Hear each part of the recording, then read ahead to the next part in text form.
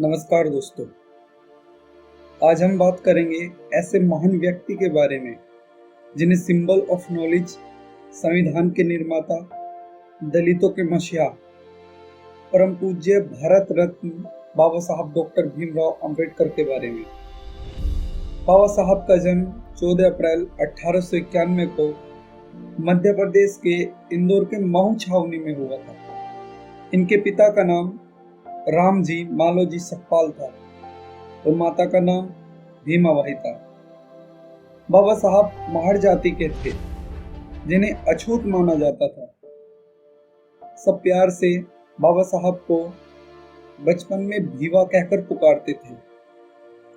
बाबा साहब की औपचारिक शिक्षा 7 नवंबर सन 1900 से प्रारंभ हुई। सतारा के उच्च माध्यमिक विद्यालय में उन्हें दाखिला बहुत कठिनाइयों के साथ मिला।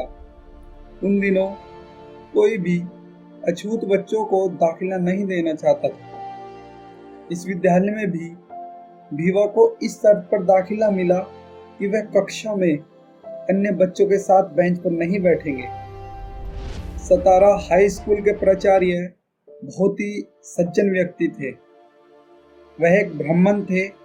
उन्होंने ही बाबा साहब को अंबेडकर उपनाम दिया। बाबा साहब ने सन 1908 में मैट्रिक की परीक्षा उत्तीर्ण की। वे महार जाति के पहले बच्चे थे जिसने यह परीक्षा उत्तीर्ण की। बाबा साहब का विवाह रमाबाई से हुआ था। विवाह के बाद उन्हें भीमा कहा जाने लगा। बाबा साहब ने पहले बड़ौदा की फौज में लेफ्टिनेंट की नौकरी भी की थी। अपने पिता की मृत्यु के दौरान उन्हें अपनी नौकरी छोड़नी पड़ी। सन 1913 में उनके पिता की मृत्यु हो गई थी। कुशार्क बुद्धि के आधार पर बड़ौदा के महाराजा ने बाबा साहब को पढ़ाई के लिए कोलंबिया विश्वविद्यालय यानी कि अमेरिका भेजा। सन 1913 की 21 जून को बाबा साहब यूएस से पहुंचे और कोलंबिया विश्वविद्यालय में दाखिला लिया। यूएसए में रहना बाबा साहब के लिए काफी राहत भरा था। यहाँ कोई उनकी अछूत जाति के बारे में सवाल नहीं करता था। बाबा साहब डॉक्टर भीमराव अंबेडकर ने इतिहास, समाज शास्त्र, मानव शास्त्र, दर्शन शास्त्र, मनोविज्ञान और अर्थशास्त्र जैसे विषयों का अध्ययन किया। वर्ष 1915 में उन्होंने एमए किया और वर्ष 1916 में पीएचडी की डिग्री कोलंबिया विश्वविद्यालय से प्राप्त की। इसके बाद बाबा साहब कानून और अर्थशास्त्र का पूरा अध्ययन करने के लिए 1920 को लंदन पहुंचे। अब तक बाबा साहब अपनी पीएचडी अमेरिका विश्वविद्यालय से पूरी कर चुके थे। एमएससी, डीएससी और कानून की डिग्री भी लंदन यूनिवर्सिटी से प्राप्त कर चुके थे। बाबा साहब के 2 पुत्र थे, गंगाधर और यशवंतराव। गंगाधर बचपन में ही गुजर गए थे। बाबा साहब ने 1923 में बंबई उच्च न्यायालय में एक वकील के रूप में कार्य किया। बाबा साहब ने 20 जुलाई 1924 को दलितों के विकास के लिए बहिष्कृत हितकारिणी सभा की स्थापना की। बाबा साहब ने पानी पीने का हक अछूतों को दिलाने के लिए संघर्ष किया। यह संघर्ष महाड़ से शुरू हुआ। चौदार तालाब को मुक्त कराने हेतु महाड़ सम्मेलन 19 मार्च 1927 को आयोजित किया गया। इसी सम्मेलन में यह निर्णय भी लिया गया कि महाड़ तालाब का पानी वहां के सभी लोगों के लिए उपलब्ध है, चाहे वे किसी भी जाति के हों। बाबा साहब ने उस तालाब का पानी स्वयं चुल्लू भर पिया और उसके बाद सभी ने वह पानी पिया। इस दिन बाबा साहब ने 3 नए संकल्प दिलाए। पहला कि मृत जीवों का मांस नहीं खाएं। दूसरा, लोगों की पत्तलों में छोड़ी झूठन न खाएं। तीसरा, अपनी जातिगत रुकावटों को न देखते हुए किसी भी मध्य वर्गीय जाति के लोगों की तरह पेश आए। यह महाड़ सत्याग्रह दलित आंदोलन के लिए मील का पत्थर साबित हुआ। 3 अप्रैल 1927 को बाबा साहब ने दलितों की आवाजें उठाने के लिए एक समाचार पत्र बहिष्कृत भारत निकालना आरंभ किया। जब 1928 में साइमन कमीशन भारत आया तो बाबा साहब ने कमीशन से आग्रह किया कि वह दलितों की शिक्षा व उन्नति की तरफ से फिर से ध्यान दे। उन्होंने 94 पृष्ठ का एक मेमोरेंडम भी कमीशन के समक्ष रखा। तब उन्होंने साइमन रिपोर्ट पर हस्ताक्षर किए। राष्ट्रीय नेताओं ने बाबा साहब द्वारा साइमन कमीशन के समर्थन की आलोचना की। उन्हें लगा कि यह स्वतंत्रता आंदोलन के हक में सही नहीं है। पर जब वह मेमोरेंडम सबके सामने आया तो बाबा साहब की राष्ट्रीयता देखकर सबको बहुत ही आश्चर्य हुआ। उनके इस मेमोरेंडम में उन सभी विषयों पर ध्यान दिया गया था जो देश के हित में थे। 12 नवंबर 1930 में बाबा साहब ने प्रथम गोलमेज सम्मेलन में दलितों के प्रतिनिधित्व के रूप में भाग लिया। बाबा साहब ने ब्रिटिश सरकार के समक्ष दलितों की दयनीय स्थिति रखी।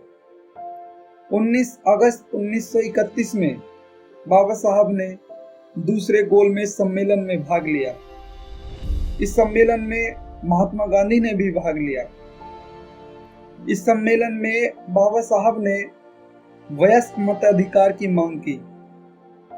इस सम्मेलन में बाबा साहब ने कहा था कि किसी भी वयस्क भारतीय से मत देने का अधिकार उसकी गरीबी तथा अशिक्षा के आधार पर नहीं छीना जाना चाहिए। एक शिक्षित व्यक्ति समझदार होता है और अपने हित को समझता है, पर यह अन्यायपूर्ण है कि आप अपना प्रतिनिधि नहीं चुन सकते क्योंकि आप गरीब हैं। स्वतंत्र लोकतांत्रिक सरकार इस बात पर निर्भर होनी चाहिए कि व्यक्ति अपने अनुभव द्वारा सीखता है। लंदन में गांधी जी और बाबा साहब के बीच वैचारिक मतभेद हो गए।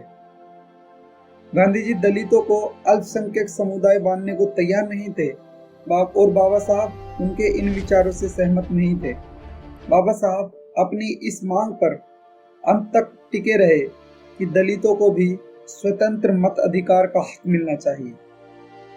20 अगस्त 1932 को ब्रिटिश प्रधानमंत्री ने सांप्रदायिक निर्णय यानी कि कम्युनल अवार्ड की घोषणा की। उसके तहत दलितों को पृथक निर्वाचन क्षेत्र का अधिकार मिला। इसके विरोध में गांधी जी ने 20 सितंबर 1932 को आमरण अनशन किया। इस परिस्थिति के लिए समझौते का प्रयत्न किया गया, कई सम्मेलन किए गए, पर बाबा साहब किसी समझौते को तैयार नहीं थे। बाबा साहब ने सम्मेलन में कहा था, यह बहुत दुख की बात है कि गांधी जी इस पिछड़े शोषित वर्ग के अधिकार के लिए पक्ष में नहीं है। वह कोई और विकल्प सुझा सकते हैं, पर मैं किसी भी ऐसे विकल्प को मानने को तैयार नहीं हूं जो शोषित वर्ग के हितों में न हो, सिर्फ इसलिए कि यह गांधी जी की जिंदगी का सवाल है। बाबा साहब और गांधी जी की कई बैठकें हुई। आखिरकार दोनों नेता इस बात पर सहमत हुए कि मतदान होगा और कुछ सीटें इसमें दलित वर्ग के लिए आरक्षित रहेंगी। बाबा साहब और महात्मा गांधी के बीच इस समझौते को पूना पैक्ट के नाम से जाना जाता है।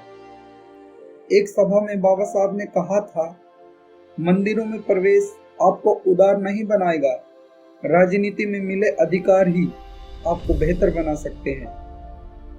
उन्होंने लोगों से कहा, एकता बनाए रखें। बाबा साहब ने 7 नवंबर 1932 को तीसरे गोलमेज सम्मेलन में भी भाग लिया। 27 मई 1935 को बाबा साहब की पत्नी रमाबाई का निधन हो गया। इसका बाबा साहब पर गहरा प्रभाव पड़ा। वे इतने सदमे में थे कि कुछ समय तक सिर मुंडवाकर सन्यासी का चोला पहनकर रहे, पर शीघ्र ही वह अपना रोजमर्रा का जीवन बिताने लगे। 2 जून 1935 को उनकी नियुक्ति बंबई के लॉ कॉलेज के प्राचार्य के रूप में हुई। उन्हें जिला न्यायाधीश का पद भी संभालने को कहा गया, लेकिन उन्होंने इसे ठुकरा दिया। एक बार बाबा साहब को महाड़ सत्याग्रह के सिलसिले में महाड़ जाना पड़ा। उन्हें यह दिन मजबूरन बिना पानी और भोजन के बिताना पड़ा, क्योंकि वहां पर कोई दलित का घर नहीं था। बाबा साहब को इससे बहुत क्रोध आया कि इतनी शिक्षा पाने और संघर्ष के बाद भी लोग उन्हें अब भी अछूत मानते हैं। बाबा साहब ने 13 अक्टूबर 1935 को मेवला सम्मेलन में घोषणा की कि दुर्भाग्य से मैं हिंदू धर्म में पैदा हुआ, यह मेरे बस की बात नहीं थी, लेकिन मैं यह प्रतिज्ञा करता हूं कि हिंदू धर्म में कदापि मरूंगा नहीं। इस घोषणा के बाद कई धार्मिक नेताओं ने उनसे अपना धर्म अपनाने का आग्रह किया। हैदराबाद के मुसलमान निजाम ने तो उन्हें 5 करोड़ रुपए देने की भी बात कही यदि वे उनका धर्म अपनाएं।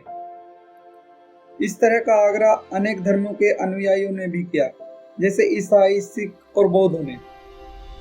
एक सभा में बाबा साहब ने कहा था, प्रगति के लिए आवश्यक है कि आप महत्वाकांक्षी हो और पूरी तरह आशावादी हो। जिस व्यक्ति में उम्मीदें, इच्छाएं और लक्ष्य है, वह सही मायने में जीवित है। व्यक्ति के जीवन का सबसे बड़ा कर्तव्य है कि वह आंतरिक मूल्यों को बचाए रखे, पुरानी मान्यताओं और रिवाजों को खत्म करे, हमेशा आशावादी रहे। आपको परिश्रमी और ईमानदार होना चाहिए। यदि व्यक्ति सही है तो समुदाय और राष्ट्र को ताकत मिलेगी और यही उसका अहोभाग्य होगा। बाबा साहब ने कई महत्वपूर्ण विषयों के लिए कार्य किया, जैसे उन्होंने बाकी तकनीकी विषयों की तरह ही कानून के अध्ययन को भी डिग्री कोर्स बनाने को कहा। उन्होंने समाजशास्त्र, मनोविज्ञान, तर्कशास्त्र और वाद विवाद जैसे विषय को कानूनी अध्ययन में जोड़ने को कहा, क्योंकि एक वकील के लिए ये सभी कौशल अनिवार्य है। बाबा साहब ने 1937 में एक पुस्तक भी लिखी, एनिहिलेशन ऑफ कास्ट। यह एक महत्वपूर्ण पुस्तक थी जिसमें उन्होंने जातिवाद पर गंभीर विचार किया है। अगस्त 1936 में बाबा साहब ने नई पार्टी बनाई, जिसे स्वतंत्र लेबर पार्टी का नाम दिया गया। बाबा साहब ने अपनी पार्टी के लिए बहुत परिश्रम किया। उनकी मेहनत सफल हुई, वह बहुमत से जीते और उनकी पार्टी ने 17 में से 13 सीटों पर विजय हासिल की। बाबा साहब ने 17 सितंबर 1937 को किसानों के लिए एक बिल पास कराया। वह पहले सदस्य थे जिसने यह कार्य किया। बाबा साहब ने 1940 में एक पुस्तक लिखी, थॉट्स ऑफ पाकिस्तान। बाबा साहब हमेशा से महारों को फौज में नियुक्ति के पक्ष में थे। 1941 के करीब उन्होंने गवर्नर से आग्रह किया कि महारों की महार रेजिमेंट नाम की एक नई टुकड़ी बनाई जाए। 1942 में पहली बार बाबा साहब को मंत्री बनाया गया। 1942 में ही भारत छोड़ो आंदोलन आरंभ हुआ। उस समय लॉर्ड लिलिथगोन ने सभी नेताओं को गिरफ्तार कर अंडमान जेल भेजने का आदेश जारी किया। बाबा साहब ने वायसराय के आदेश का कड़ा विरोध किया। उन्होंने चेतावनी देते हुए कहा कि सरकार को ऐसे अलोकतांत्रिक तरीके नहीं अपनाने चाहिए। विश्व युद्ध 1945 में समाप्त हुआ। अब अंतरिम सरकार बनाने के लिए चुनाव घोषित हुए। बाबा साहब भी केंद्रीय असेंबली में दलित वर्ग के प्रतिनिधि के रूप में बंगाल असेंबली से चुने गए। अंतरिम सरकार ने हिंदुओं और मुसलमानों का समान प्रतिनिधित्व स्वीकार किया, पर दलितों को विशेष प्रतिनिधित्व नहीं दिया गया था। बाबा साहब ने इसका विरोध किया। कांग्रेस उनके इस विरोध से खुश नहीं थी। कांग्रेस के कुछ गुमराह समर्थकों ने बाबा साहब के प्रिंटिंग प्रेस में आग लगा दी। 29 अप्रैल 1948 को सरदार पटेल ने अस्पृश्यता की समाप्ति के लिए एक बिल पेश किया, जो पास भी हुआ। भारत में अस्पृश्यता को गैर कानूनी करार दिया गया। यह बाबा साहब के लिए बड़ी जीत थी। उन्होंने अपना पूरा जीवन इसके लिए लगा दिया, पर प्रेस ने उनके योगदान पर ध्यान नहीं दिया। 15 अगस्त 1947 को भारत को आज़ादी मिली और भारत का विभाजन दो देशों में हो गया, एक भारत और दूसरा पाकिस्तान के रूप में। देश के प्रधानमंत्री पंडित जवाहरलाल नेहरू बने। पंडित जवाहरलाल नेहरू ने बाबा साहब को कैबिनेट में कानून मंत्री का पद दिया। 29 अगस्त 1947 को एक कमेटी का गठन किया गया जो नए भारत के संविधान का प्रारूप तैयार करेगी। बाबा साहब को इस कमेटी की अध्यक्षता के लिए नेहरू जी ने कहा था। उनका इस कार्य में अन्य सदस्यों ने भी सहयोग दिया। जब बाबा साहब ने प्रारूप पर काम करना प्रारंभ किया तो उन्हें लगा कि कमेटी के कुछ सदस्य उनको कमेटी के सदस्य बनाए जाने से उत्साहित नहीं थे। बाबा साहब ने उन्हें अनदेखा किया और इस महत्वपूर्ण कार्य को पूरी जिम्मेदारी से करना आरंभ किया। 6 महीने के भीतर उन्होंने असेंबली अध्यक्ष डॉक्टर राजेंद्र प्रसाद के समक्ष इस संविधान के प्रारूप को प्रस्तुत किया। इस संविधान में 315 अनुच्छेद और 8 परिशिष्ट थे। जब बाबा साहब इस संविधान पर काम कर रहे थे तो उनका स्वास्थ्य तेजी से गिरता जा रहा था। उन्हें लगातार चिकित्सा की आवश्यकता पड़ रही थी। इसी दौरान वह बंबई के मावलंकर अस्पताल की डॉक्टर शारदा कबीर के संपर्क में आए और उनसे निकटता महसूस की और विवाह करने का निश्चय किया। 15 अप्रैल 1948 को उन्होंने दूसरी बार विवाह किया। अब उनके घर में ही उन्हें एक डॉक्टर मिल गई जो उनके स्वास्थ्य का ध्यान रखने लगी थी। हर व्यक्ति बाबा साहब के इस सर्वश्रेष्ठ कार्य से प्रभावित था जो उन्होंने संविधान का प्रारूप बनाकर कर दिखाया था। टी कृष्णमाचारी ने असेंबली में दिए अपने भाषण में उनकी निष्ठा की प्रशंसा करते हुए कहा, जिन 7 सदस्यों को संविधान बनाने के लिए चुना गया था उनमें से एक ने तो इस्तीफा दे दिया, एक का निधन हो गया, एक अमेरिका चला गया और एक अपने अन्य कार्य में अधिक व्यस्त रहा।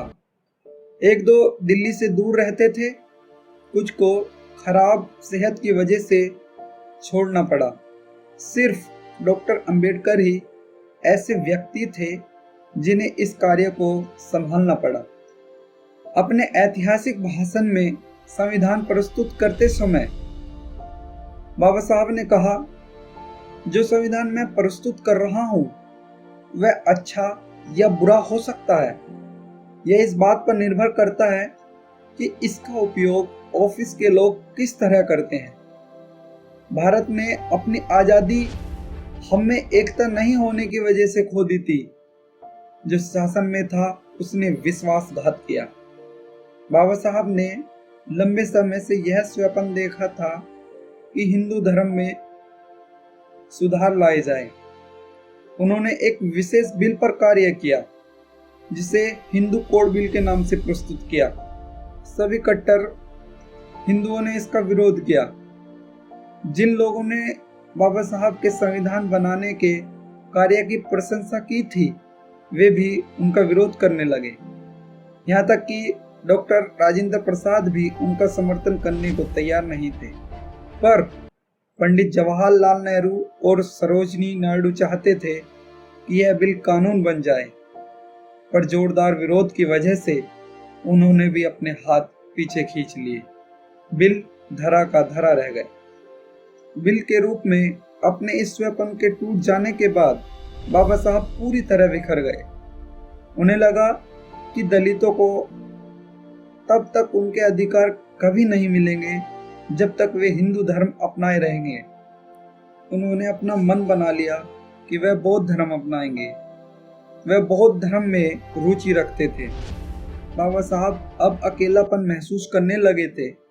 उन्हें नेहरू जी पर विश्वास था, पर नेहरू जी ने भी उन्हें धोखा दिया।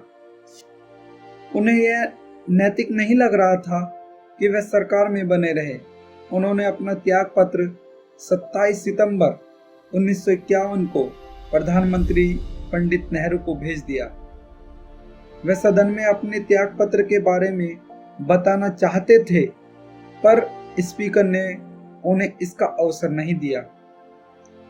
वे अपना विरोध जताते हुए सदन से उठकर चले गए। उन्होंने अपना बयान वहां खड़े अखबारों के रिपोर्टरों को पकड़ा दिया। उन्होंने बयान में कहा था, जब समाज अतीत को पीछे छोड़ रहा हो और भविष्य की तरफ बढ़ रहा हो, तब उसके लिए सच्ची कसौटी है विवेक। जहां समाज जातिवाद और असमानता से घिरा हो, वहां हिंदू धर्म को छुए बिना लगातार आर्थिक कानून बनाकर समाज को बदलने की बात करना संविधान का मजाक उड़ाना है और रेत का महल बनाने जैसा है। बाबा साहब का स्वास्थ्य उन दिनों ठीक नहीं था, पर फिर भी वह आचार्य सद्य की नई फिल्म महात्मा के उद्घाटन समारोह में भाग लेने गए। यह समारोह 4 जनवरी 1954 को संपन्न हुआ था। यह फिल्म महात्मा ज्योतिबा राव फुले के जीवन पर आधारित थी, जिन्हें बाबा साहब अपना तीसरा गुरु मानते थे। उनके पहले श्रेष्ठ गुरु भगवान बुद्ध और दूसरे गुरु कबीर दास जी थे। मई 1954 में बांद्रा सीट के लिए उपचुनाव हुआ, जो रिक्त थी। बाबा साहब इस सीट के लिए चुनाव लड़े, पर 6381 मतों से पराजित हुए। 24 मई 1956 को महात्मा बुद्ध के जन्मदिन के अवसर पर उन्होंने कहा कि अक्टूबर में वह बौद्ध धर्म में दीक्षा लेंगे। बाबा साहब ने 14 अक्टूबर 1956 को बौद्ध धर्म में दीक्षा लेने के लिए चुना। 11 अक्टूबर को बाबा साहब अपनी पत्नी और अपने सचिव के साथ नागपुर रवाना हो गए। वहां पहुंचकर उन्होंने प्रेस को संबोधित करते हुए कहा, मैंने गांधी जी से वादा किया था कि मैं वह राह चुनूंगा जो हिंदुत्व को कम से कम नुकसान पहुंचाएगी। बौद्ध धर्म हिंदू धर्म का ही एक पंथ है। बौद्ध धर्माधिकारी महाथेर चंद्रमणि ने उन्हें और उनकी पत्नी को बौद्ध धर्म में दीक्षा दी। यह 14 अक्टूबर 1956 की सुबह थी, जब बाबा साहब ने लगभग 5 लाख अनुयायियों के साथ बौद्ध धर्म में दीक्षा ली। इस घटना के बाद बहुत से दलित बौद्ध धर्म में परिवर्तित हो गए। आज भी दलितों में यह धर्म परिवर्तन जारी है। बाबा साहब बूढ़े हो गए थे। उन्हें चिंता थी कि वह अपना मकसद पूरे किए बिना ही मर जाएंगे। बाबा साहब मृत्यु से डरते नहीं थे। एक बार उन्होंने अपने सचिव श्री नानक चंद रत्तू से कहा भी था, मैं मृत्यु से डरता नहीं हूं, जब भी वह आए उसका सामना करने को तैयार हूं। 4 दिसंबर 1956 को बाबा साहब ने थोड़ी देर राज्यसभा में भाग लिया, फिर उन्होंने कुछ पत्र लिखवाए। 5 दिसंबर 1956 को उन्होंने सारा दिन अपने दफ्तर में काम किया। शाम को उन्होंने अपने सचिव रत्तू से कहा कि वह उनकी पुस्तक बुद्ध और उनका धर्म के टाइप किए हुए प्रश्न ले आए।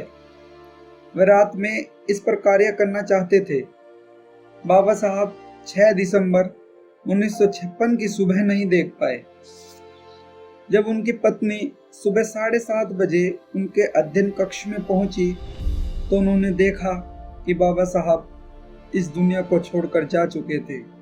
उन्होंने तुरंत उनके सचिव को बुलाया और उनके सहकर्मियों व कैबिनेट मंत्रियों को उनके निधन की सूचना दी। शीघ्र एक विशेष हवाई जहाज के द्वारा उनके शव को बंबई ले जाया गया। सारा बंबई नगर इस दुखद समाचार को पाकर हतप्रभ रह गया। 7 दिसंबर को उनकी स्मृति में बंबई बंद रहा।